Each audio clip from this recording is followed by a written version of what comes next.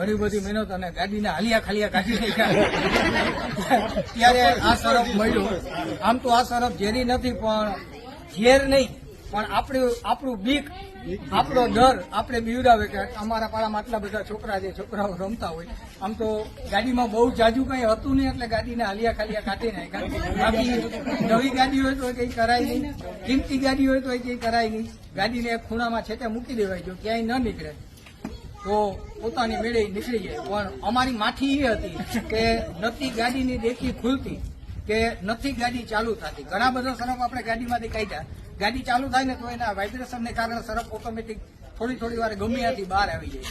છેલ્લે કંટાળીને ડેકીમાં આવી જાય. પણ અમારા બધાની માઠી કે કલાક દોઢ કલાકની મહેનત કે ન ગાડી ચાલુ થઈ કે ન ડેકી ખુલી, અંતે ગાડીના હાલિયા ખાલિયા કાઢી અને આ બિચારું જનકડા જીવને બચાવ્યું.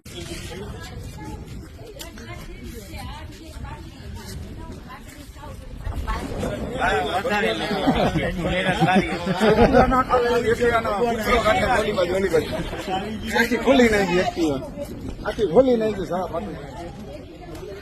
આખી ખોલી નાખી કચરા બચરા કાઢી.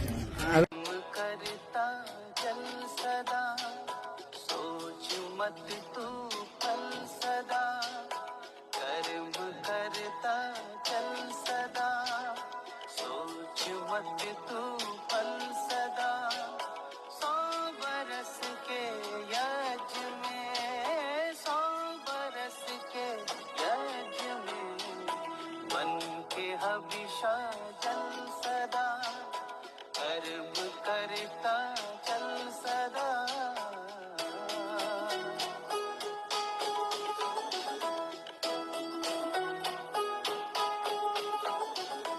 कर्म के बिन कुछ नहीं, कर्म बिन तो कुछ नहीं, कर्म के बिन कुछ नहीं.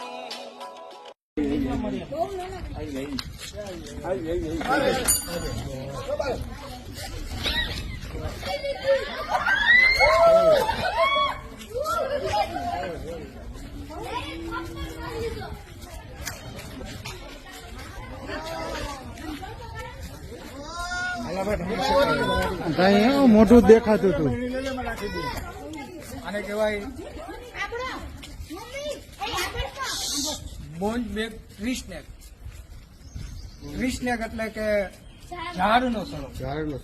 ઝાડમાં રહે, જમીનમાં રહે અને એક મકાનથી બીજા મકાન ઉપર, એક ઝાડથી બીજા ઝાડ ઉપર એ જમ્પ કરે. આપણે એમ થાય કે ઉડે. અને આ સરફની ખાસિયત એવી હોય કે જે બહુ ખારો થઈ ગયો હોય ને તો અત્યારના આપણે જે આ બ્લુ કલર દેખાય છે, જો અત્યારના એની હાથ ફેરવીશ તો આ બધો કાળો કલર છે ને બ્લુ કલર થવા માંડે. બ્લુ કલર થાય એટલે એમ કે ભાઈ મારાથી તમે છેતાડી. બધા એમ કે તણખલી એકવાર કહી દે એટલે માણસ બચે જ, તણખલી કોઈ દિવસ ઉતરે જ નહીં. પણ આ ઝેરી હોય જ નહીં. આનામાં વેનમ જરાય એટલે જરાય આનામાં વેનમ હોય નહીં. અને બીજી ખાસિયત એવી કે રાતના અંધારામાં તરફ જ્યાં હોય ત્યાં પાછળનો આ જે ભાગ છે ને આ ભાગમાં પાછળ આખી પીળી લાઈટ બેઠે. એ પીળી લાઈટ ને જોઈને બીજા નાના મોટા જીવ જંતુ જનાવરને એમ થાય કે હું અહીંયા જાઉં. જનાવર જાય એટલે બેઠા બેઠા પોતાનું પેટ ભરીને મોજ કરે.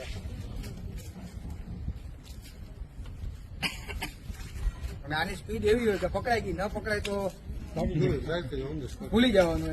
એને બહુ અઘરું પડે. આને પકડવું ખૂબમાં ખૂબ અઘરું.